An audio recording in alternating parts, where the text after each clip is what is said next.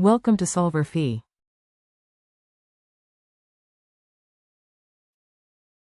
All right, so this question is first asking us to draw the structures of three different compounds and then rename structures A and C because apparently they're named incorrectly. So I'm going to start off just by drawing them, and then I'm going to revisit A and C, and I'm going to look at how to properly name them. So first, in part A, we have a 3-isobutyl hexane. So the hexane right there lets me know that I'm going to draw a 6-carbon chain, and then I'm going to put an isobutyl group branching off of the third carbon. So there's my first carbon, my second, and then I have my third. I'm only going to put one hydrogen there because it's about to branch off. Fourth, fifth, sixth. And so now off of the third carbon, we're going to add an isobutyl group, which from the table in your book is going to be a CH2 bound to a CH,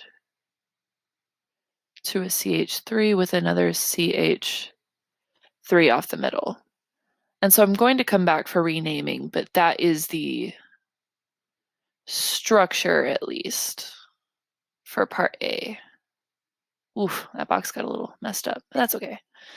For part B, we have a 2,2,4 trimethylpentane.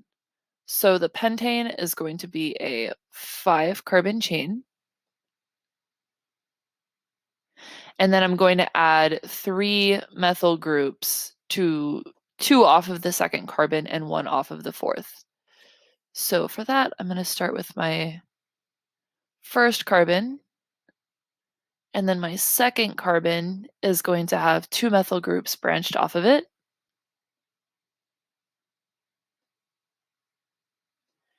My third is going to have nothing going on.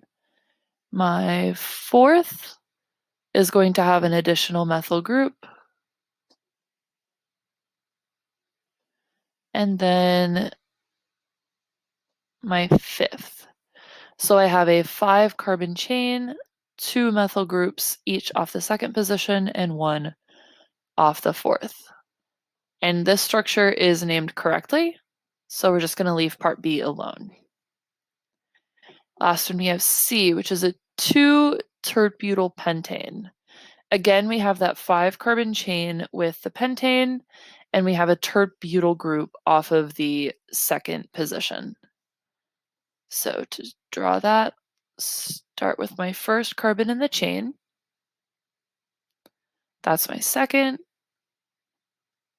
third, fourth, fifth, and off of my second carbon, I'm going to add a tert-butyl group, which again, you can pull directly from the table in the textbook, is a carbon with 3 methyl groups off of it. And that is the structure for part C. So now for part D, we're going to go back and we're going to rename A and C. But since C is already on my screen, I'm just going to go ahead and rename C first because it's already here. So when we're naming substances properly, first we have to find the total length of the primary carbon chain. And to do that, you start numbering from the carbon that's closest to the branching. So in this case, that would be 1, 2, 3, 4, 5, 6. So right off the bat, we know that the proper name for this is going to be a hexane. And so when we start numbering from here, we see that we have 2 methyl groups off of the second carbon. And we have a 3rd methyl group off the 3rd carbon. And from there, it's just a regular chain. So to add those substituents, we know that we have 3 methyl groups off of 2 off the second position, 1 off the third.